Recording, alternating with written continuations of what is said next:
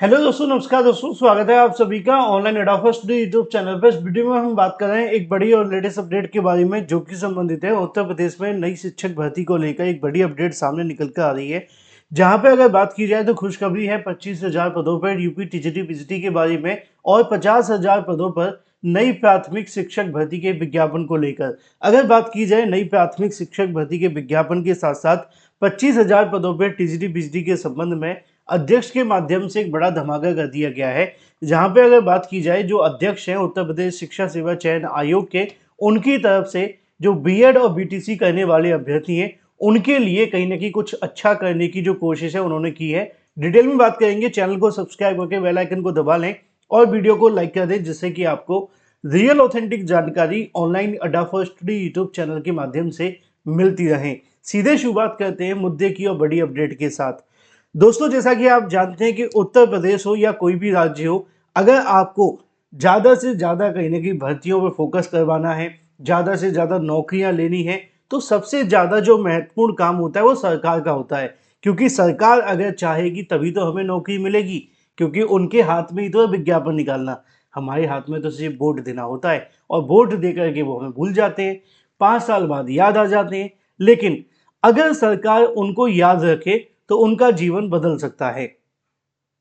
लेकिन अगर सरकार हमें भूल जाए तो उनको याद दिलाने के लिए भी तो कोई होना चाहिए। अब याद दिलाने वाले कौन होते हैं? क्या कोर्ट उनको याद दिला सकता है? नहीं दिला सकता। क्यों? क्योंकि कोर्ट तो आज तक उनके झूठे वादों को लेकर कुछ नहीं कर पाई। क्योंकि अगर कोर्ट ये कह दे कि भाई अगर आपने अपने जो भी घोषणा पत्र है उसके अंदर लिख दिया कि यह आपको आने वाले 5 सालों में करना होगा तो करना ही होगा। अगर नहीं कर पाए तो 5 साल बाद आपको 5 साल की जेल हो जाएगी। मैं कहता हूं कोई भी मुद्दा उठा करके देख लो, घोषणा पत्र के अंदर जो लिखा जाएगा या तो पूरा होगा या वो नेता चला जाएगा जेल। क्या ये कानून नहीं बन सकता कि अगर आपने घोषणा की है, अगर आप नहीं उसको कंप्लीट कर पाते, एग्जाम्पल के तौर पे कि अगर आपने किसी बैंक से लोन लिया है, अब वो लोन आपका चुकता नहीं है या चुका नहीं पाते हैं, तो आपसे पहले ही एफिडेविट ले लिए जाते हैं कि नहीं चुका पाओगे तो जेल जाओगे, नीलामी करा देंगे, है ना, कराते हैं ना। तो ऐसा ही क्यों इनके साथ नहीं होता? अगर आपने घोषणा पत्र में लिखा है, अगर घोषणा पत्र के मुताबिक नहीं कर पाते तो आपको बाहर निकाल देंगे और 5 साल के लिए जेल कर दो। मैं कहता हूँ कोई भी ऐसा वादा नहीं होगा जो पूरा नहीं होगा। चलो, ये तो ख्वाबी जो पुलाव कहते हैं ना उसको, वो वाली बात कर दी मैंने। क्योंकि ना तो सरकार ऐसा कुछ करेगी, ना ऐसा कोई संसद में से बिल पास होगा।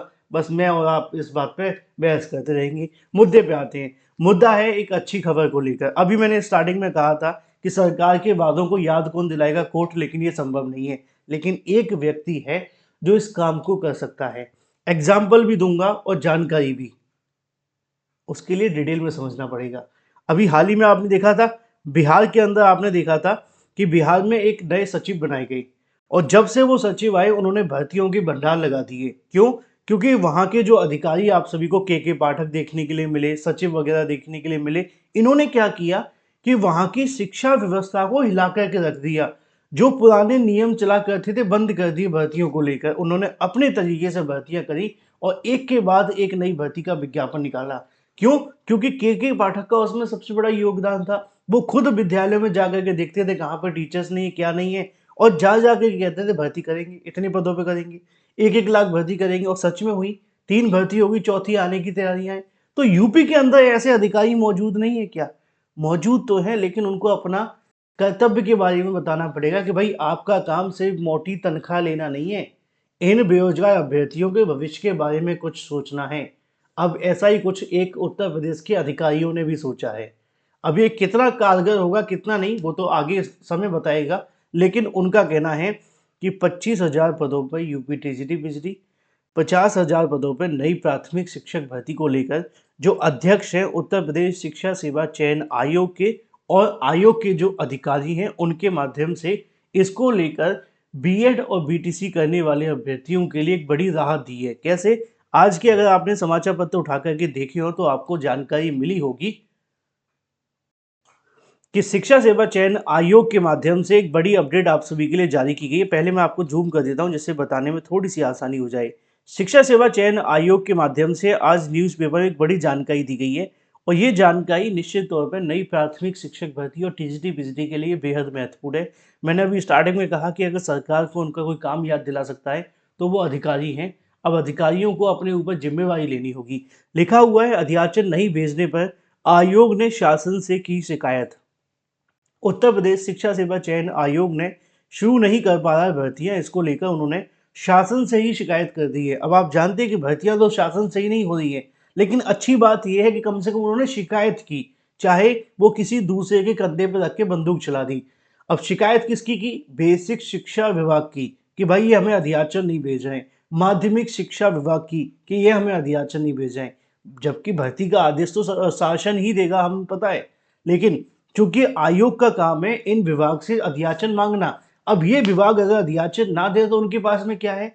उनके पास है कि वो शासन से इस बात को लेकर अपनी बात को कन्फ्रंट करें कि भाई हमें यहाँ रिक्त पदों के अध्याचन नहीं भेजे जा रहे हैं, भर्ती हम क्या करेंगे।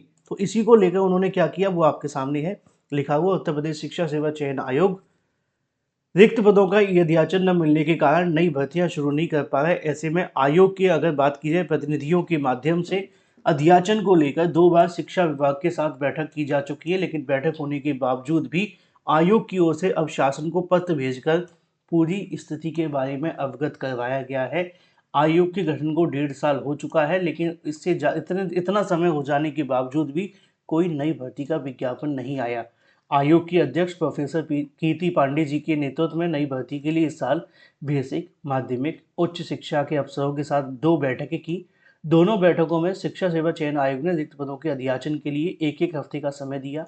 बेसिक विभाग में तकरीबन 50,000 और माध्यमिक विभाग में टीजीटी और पीजीटी के लगभग 22 या 25,000 के समथिंग पद खाली हैं।